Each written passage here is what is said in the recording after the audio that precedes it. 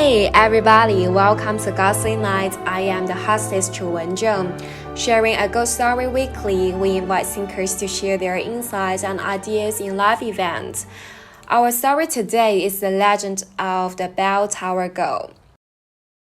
The Bell Tower of Beijing, or Zhonglou, is situated at the northern end of the central axis of the inner city to the north of Diamond Street. Originally built for musical reasons, it was later used to announce the time, and is now a tourist attraction. The Bell Tower Girl is a legend about how the King Bell was cast. Our orator today is Guo, a traditional Pekinese who has some insights about stories of traditional Chinese architecture. So let's welcome her.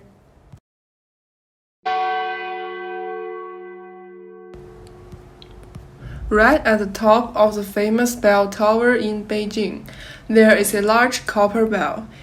It is 7.02 meters high and weighs 63 tons. It is the largest of all Chinese ancient copper bell and is called the King of Ancient Bells. I could never imagine that such a giant bell can be built in ancient times, Jin. I believe everybody is curious about how it was cast. Well, the emperor of Ming Dynasty wanted to build a large bell to show his power and authority.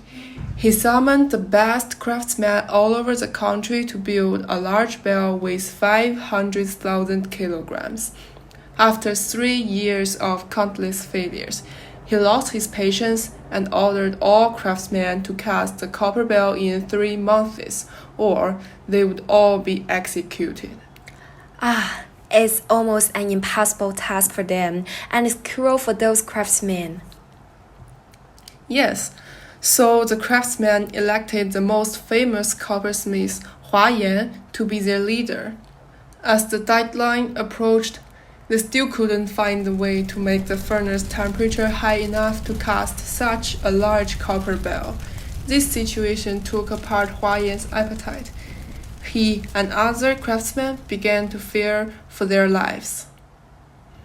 Yan had a 16-year-old daughter called Xian. She was considerate and felt that there was something wrong about the multiple failures of bell casting. She suspected it was because the furnace lacked a magical potency to combat wicked spirits that lurked on every failure. I know that ancient objects, especially those from China, have their own spiritual force, but how such a young girl like Xian could help her father with this? Well, she helped her father in an extreme way. On the deadline day, all artisans and imperial officers came to the factory to wait for the result. The craftsmen were still desperately trying to raise the temperature of the last furnace of copper liquid. They were about to fail. At this very moment, Xian showed up. She dressed in red clothes with a pair of red embroidery shoes. Before anyone could stop her, she jumped into the furnace. Her father only had time to grab one of her red shoes before she turned into vapors. The flames blazed. Magically, the furnace temperature rose up, and the copper liquid was boiling violently. Yan surprised his extreme grief and ordered to all craftsmen, "Cast the bell."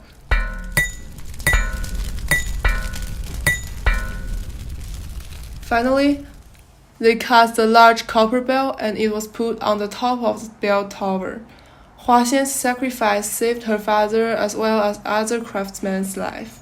Today, the plaque on the wall of the bell tower remains to be seen as if the bell casting goddess Xian still resides in Beijing, helping craftsmen in dire straits or simply watching the bell she gave up so much for.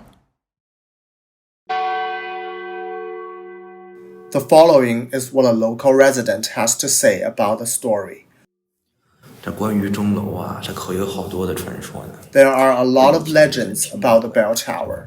Some reported hearing when the bell rings at night, a voice saying, "My shoe, my shoe, my shoe." That's Xian asking for her embroidery shoe.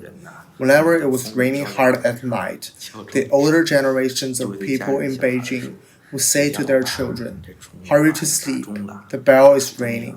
Huaxin is asking for her embroidery shoe."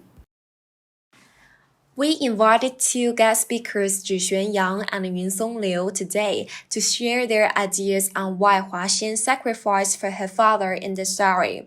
So let's welcome them.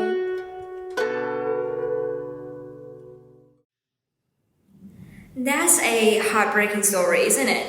Yes, it is. It was a cruel society back in ancient China, and under feudal monarchies, emperors often forced impossible demands onto ordinary people. Emperors put significant pressure on people like Huaxin's father. In his case, he had to make a giant bell under 1 day's time, which is almost an impossible job. And if he doesn't do this job, he might get executed. Yeah, and you know what? In ancient China, for young people, filial piety is one of Chinese moral traditions where people should respect and care about their parents. So, placed in such a society, Huaxian wanted to help her father and didn't want to see such a tragedy. But it can't be just a moral tradition that leads Huaxian to kill herself. So, what do you think is more to filial piety? Filial piety is certainly the major factor that leads Huaxian to jump into that furnace. Like many young people, she feels indebted to her parents who gave her her life and raised her to this age.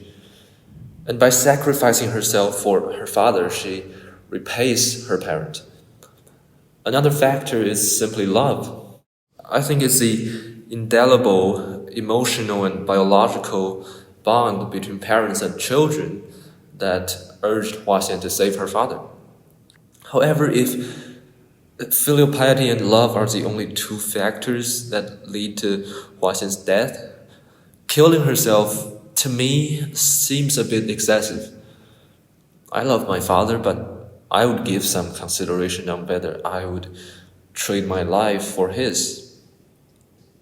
So I think the pressure society puts on young people also is a factor in Huaxian's sacrifice. Filial piety is a moral tradition, but it's also a constraint forced upon young people. If Huaxian didn't try to save her father, her neighbors and friends would probably say she isn't a good daughter. I totally agree with the idea.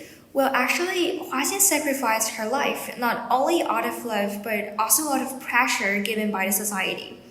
And personally, I think the shoe is just the evidence for that, because in Chinese, shu shares the sound of the word strange, which is that the little girl transfers into the ghost and go back to the reality for communication.